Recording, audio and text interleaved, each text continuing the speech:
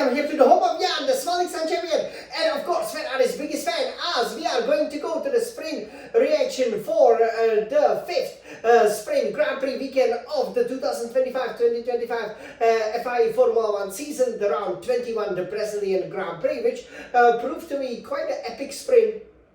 One of the longest sprints in the history, and in this exclusive reaction we will of course tell you everything about it. We hope that our health will hold up, as we are obviously suffering from a bit of a cold, kind of like quite a few drivers here in the paddock, but overall I have to say that it was for as a Ferrari fan a little bit disappointing what of course happened here in the sprint, because we were definitely hoping to aim for the victory. Again, Lewis Hamilton, for example, has scored the sprint victory already this season, and it's just a pity that we were not able to score it, and it mostly comes down to the qualifying. But I see the parallels, for example, with the previous sprint, which was obviously run in Austin, in terms of that maybe running the different setup to simply see and try what exactly will happen, which of course can really be very, very important as we then go, especially for the Grand Prix. So over here we will tell you everything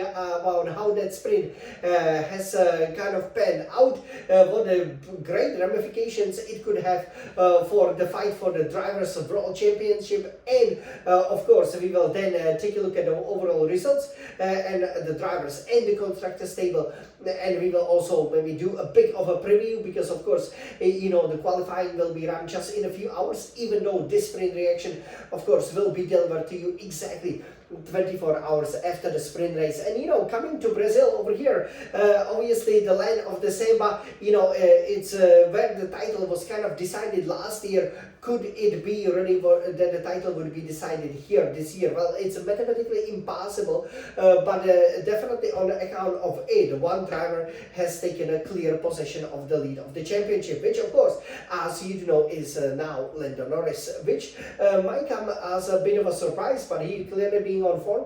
And the other teams kind of evenly spread out in terms of the pace. So you had Mercedes performing quite well, Red Bull being there but only with Verstappen, and as Scuderia Ferrari, I have to say that it was interesting in a free practice one just before the sprint qualifying, that we were the only ones who didn't decide to run the medium and the soft tires. So we only ran the hard tires, so we were in the back of the sheets, and it was kind of like, okay, let's save the tires, right? You only have strangely 12 sets of tires.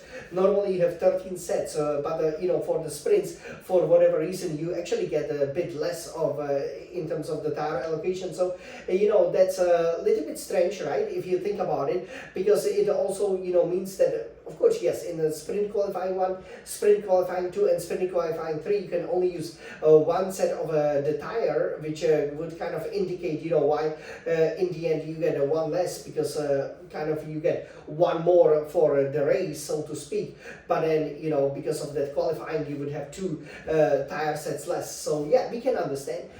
However, I thought it was the right move from our part, but then once the pace wasn't really there on the mediums and also on the softs, that obviously kind of neutralized any advantage that we could have taken from potentially saving a set of tires. Clearly we were set up for the sprint, because as you've seen in the sprint qualifying 1 and sprint qualifying 2, it was just difficult to get into the top 10 for both Leclerc and Hamilton, who were evenly matched. I would say Lewis Hamilton probably being a little bit stronger than Charles Leclerc. Again, he's doing a good job over here. Leclerc, also performing as you would expect him to perform.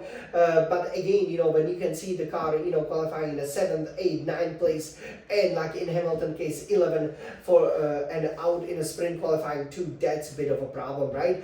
Leclerc also, made a mistake on his final run in the SQ2. So, as you know, because he has spun, and then Hamilton was, kind of had to lift off the throttle a little bit, which cost him the precious few tenths, that would have been enough to get into the sprint qualifying 3. Leclerc then, only managed to qualify only 8. Of course, one of the biggest surprises was that Antonelli almost out-qualified Norris, and Piastri lining up 3rd, with Verstappen only lowly 6th, right? So, everything to play for. Guys like Alonso performing brilliantly for a 5th place. So we were, of course, looking forward to the start start, right? Some of the Astons there, we definitely expected, to jump them, and for us, the start was absolutely crucial, right? So once Lewis Hamilton has gotten a blistering start, really used the outside of the first Senna S, to overtake not just, basically the guy who idolizes him from the Racing Bulls Hajar, but also Stroll. That was pretty much done in terms of yes, now we are in the sprint points, and let's see how far we can move, right? So Leclerc was just running ahead of him, but of course Leclerc always got stuck behind Alonso, who defended very well, but had to do a lot of the lift and coast, throughout the race. So Leclerc was getting, closer and closer, but again, with lots of lift and coasting probably on Leclerc's part as well. It wasn't as easy overtake as we would have expected, but there had to be, once basically the red lights went out, and we had such a brilliant start, we knew that, this was going to be a good race. Then, however, what happened was that, we've gotten to lap 6, 7, 8. You probably know that the conditions were, far from ideal, because there is a cyclone kind of hovering, around the Sao Paulo in the Brazil area there. And that means that, as a result, you can expect some scattered showers, for example. You can expect, and if you excuse me, you can see that I'm suffering a little bit. So you can expect a little bit of the scattered showers, right? You can expect, of course, that the rain will come in and go, can be a little bit gusty as well, because of course cyclone is a tropical storm, and yes, you could kind of feel it, but again, it was just at the beginning, of the day so far, right? So in the morning, there was a downpour. Once the sprint started, most of the water has cleared out, so it was pretty much, either soft or the mediums, from start to finish. And yeah, what happened was, of course, that you then had, the situation, right, when there would be some damp patches, on the track, especially, for example, in the curb area and, on the grass. The track, it will dry out relatively quickly, especially the racing line, because the cars will obviously, always go through it. And, this... the very fact, the kind of, the scientific fact where, the water will simply not dry out if it's, let's say, somewhere in the curbs, has played a big role, right? Because at the beginning of lap 8, you had Norris coming through the Senna S's, and of course the McLarens, they like to tackle the curbs quite a lot, which is, quite common, right? When you do it in a dry, but probably want to avoid it in a wet, because there's a bit of a water. Norris brought up a little bit of the patch of the water. Antonelli went through it, but complained about it, but stay off that inner curve, heading into the exit of the Senna S's. Piastri, who was running third, didn't dip the wheel, and spin out, obviously, of that curva sol, as they call it, the turn 4, and yes, bank, into the barriers. And yeah, he has pretty much lost at least 6 points in the title race, and now, he will be 9 points behind. So, that's a very significant, error from Piastri, but again, he can still make it up. But, as a result, this was obviously great for us, because we made up a few places. We were then running 6 and 7, but behind that, this was very reminiscent of the 2003 Brazilian Grand Prix, because at the same place you had Piastri coming out, and then Hülkenberg coming out, and then also Colapinto, basically crashing. And, thankfully they avoided each other, because, if, there would be a collision when they, for example, hit, let's say, side by side, that could be very dangerous. So, we've gotten a safety car, then it was a red flag, and that doesn't happen a lot, that, for example, the sprint will take place over almost an hour. Usually, it's over in less than 50 minutes. And yeah, you could have seen, that clearly, there had to be the barrier repairs, obviously. The Colapinto, hitting the wall, that didn't please lots of the fans. But yeah, I think, for Piastri, this is a time to reflect. But for us, running 6 and 7, we knew, that, we had the opportunity to do well. But surprisingly, for the restart, we picked a medium tire. So kind of a surprise. Leclerc, he went for the softs, Hamilton for the mediums, right? At the beginning. But why not, for example, go with both cars, on the softs? But it probably turned out to be the right decision, because the only leading car that was on the softs was Norris, and he finished less than a second, in front of Antonelli, who started hunting him down with about 5 laps to go, right? So then, the key, the final part really where we could have made up lots of places would be if there would be a standing start. But that didn't happen because the rolling start was preferred, I guess, due to some moisture, on the track. So, we pretty much didn't have a chance, especially like Hamilton had, for example, to make up, lots of places, and then maybe, hope that a mistake, let's say, from Norris or mistake from Antonelli or Russell would then result in us, getting the kind of, up the positions because, we were still behind Alonso, who did a great job attacking Verstappen. He probably couldn't believe, that the two-time champion was gonna attack the guy who has 2 times more titles, 4-time champion Verstappen, of course, because he's still in a fight for the championship, mathematically speaking. But yeah, once he managed to hold Alonso, off, who was of course also on the soft tires, then he was able to drop him. And the top 4, so there was Norris, the 2 Benzes, Antonelli, Russell, and then Verstappen, they were kind of evenly spread out over a 2-second intervals, and, pretty much that's how it finished to the flag, right? But then, a great epic fight was between Leclerc and Alonso. Leclerc, obviously, with the medium tires, they really came, to him in the last, again, 5 to 7 laps, and, great move, heading into the turn 4, where, he simply set up Alonso nicely going through the center assist. And what a pity that there was a huge accident for Bortoleto right at the end, when he tried to jump it into the turn 1, which sometimes you do, but here it was clear that there might have been some mechanical failure, but probably because of the moisture, when Bortoleto moved the car to the left, right, to jump it, and obviously hit the brakes hard, the car immediately started spinning. He hit the inner wall, and then the car actually went airborne for about up until to 20-30 centimeters in amplitude, bang, hit the other wall, which is very unusual to see. Big impact. It even broke the steering column, so we will see, if Bortoleto can even compete in a race. But yeah, he's okay. But huge crash.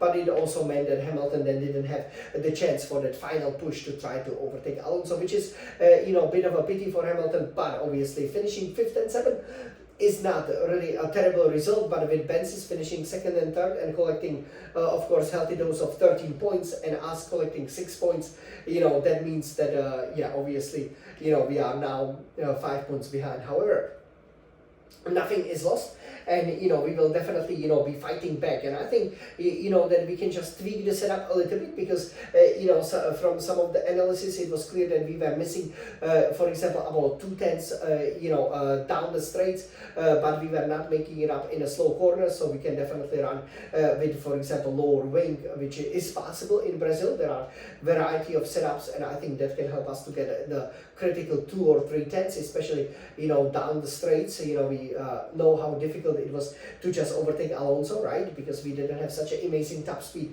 and that can help us a lot in the race. But yeah, overall, a subdued sprint once again. I'm just glad that Verstappen didn't win it. But yeah, this is how it finished. So let's take a look at our Scuderia Red Retina iMac over here to see how exactly the race panned out. So again, big ramifications. Norris has clearly taken a position of this championship kind of for the first time really this season, that he's not being challenged consistently by both of the title protagonists. 2 race sessions, Mexican Grand Prix and here Brazilian Sprint. So we can see Norris winning from Antonelli, who in the end it was like, is he gonna become the 2nd youngest winner after Verstappen of any race format? Obviously not a Grand Prix, but Sprint, that would be nice for Antonelli to win it. 0.8 seconds behind Norris, but it was obviously under the double wave yellows for that massive Bortoleto crash. 3rd, George Russell.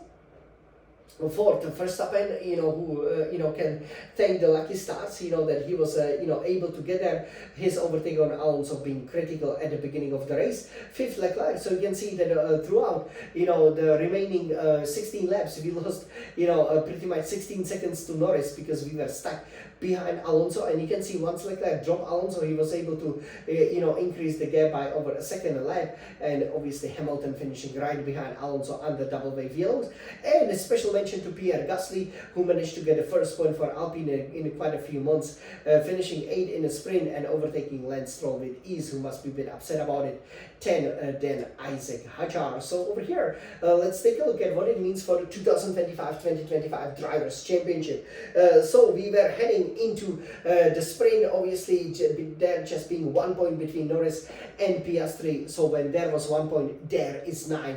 Norris leading on 365 points and Piastri being second on 356 points. So, they all have the same digits, but obviously the digits are kind of assembled over here in the way that favors Norris at the moment. Third, Verstappen, then 326 points, being 39 points adrift of his main championship rivals. Fourth is then George Russell for Mercedes, 264 points, still mathematically in it, but yeah, pretty much, he has to understand that he is 101 points behind, and there are 108 points on offer now.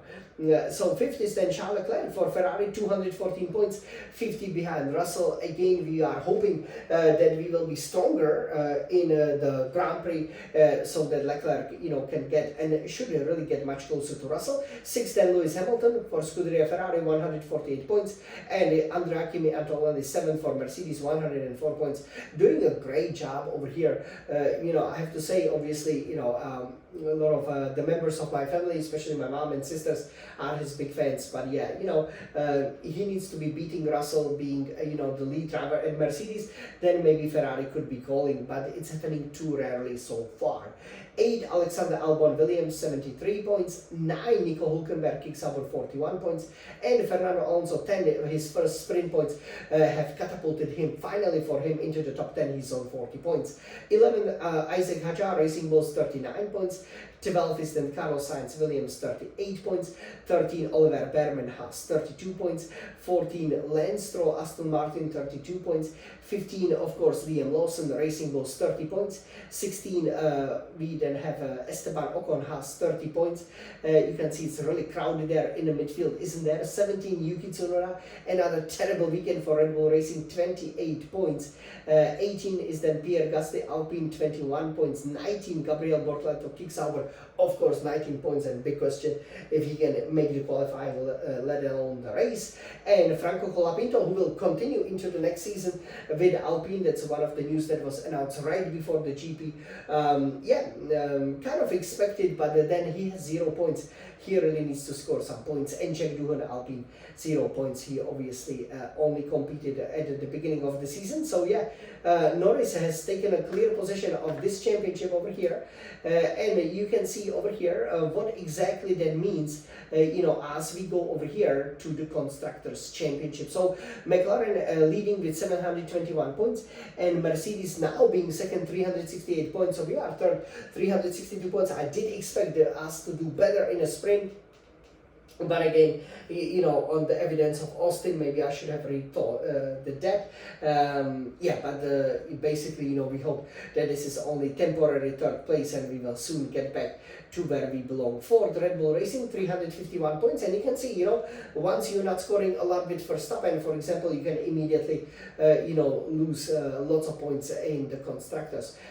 Fifth is then Williams, 111 points. 6, Racing Bulls, 72 points, and 7, Aston Martin, 72 points. Very, very strong in a sprint. If they keep it up for a Grand Prix, the 7th place will be theirs. 8 is then Haas, 62 points. 9, Kick Sauber, 60 points, and 10, Alpine, who have now gotten to 21 points. So this is how the Constructors' Championship look like over here. And of course, the Drivers' Championship with Norris now being the clear leader. And yes, this is how the race has finished over here. So all we can say over here is that yes, it was an interesting race. I'm pretty sure, I did enjoy it. Of course, when there is a red flag, I would recommend that there was a standing start in. As the caveat over here, what I was really happy about is that finally they showed, what I was proposing for a long, long time. which was, the sprint championship, right? So, I was really happy to see that Formula One has listened up over here, to some of my proposals, and they indeed, put in the sprint points won, right? During the season, I believe Verstappen having 22 and Piastri, if I'm not mistaken, having 21. So, this is actually great because I think, once they put it in, they realize, hey, this could be actually a really exciting championship, and, why not make it a sprint championship, right, over here. So, we now will refresh, head towards the qualifying. It will be absolutely important, essential to qualify better because, of course, if we are starting from the 4th, 5th, 6th row, we can kind of forget about the victory. But I believe, if we can get just 2 or 3 tenths, we can immediately be, 2nd, 3rd row, even on the top row, like for example Antonelli, and from there on, I have to say, I think our race pace would have been pretty good. The McLaren is struggling a little bit with the tire wear, so that could be good. Cooler conditions, probably, gonna favor Mercedes-Benz the most. But again, you never know what will happen. If it's gonna be raining in a race, of course, that's a opportunity, for example, for Hamilton, maybe to show his skills. But yeah, it will all depend on the qualifying, and if we have some red flags, which are quite possible, especially if you have drivers crashing, then definitely, the starts, we've done really well there. So, I'm expecting better, definitely a podium here for Brazil, hopefully a victory, but the title fight is really heating up, so hope you're enjoying it over here. This was our penultimate sprint reaction. Of course, the final one we will do in this fashion, so you can let me know how you like it. And I'm glad that, I've been able to tell you all the insights over here in roughly 20 minutes in our traditional sprint reaction, despite obviously, suffering a little bit, with the common cold. So we hope that, it will recover in 24 hours as we will be aiming for victories, right? Of course. So everybody, hope you enjoyed this sprint reaction. And now, let's refresh. Let's go for more racing. Like you've already seen, that it wasn't a great sprint for me, but I will be aiming to get back the pole position and to go for a victory and the shiny golden trophies with Scuderia Ferrari. Forza Ferrari!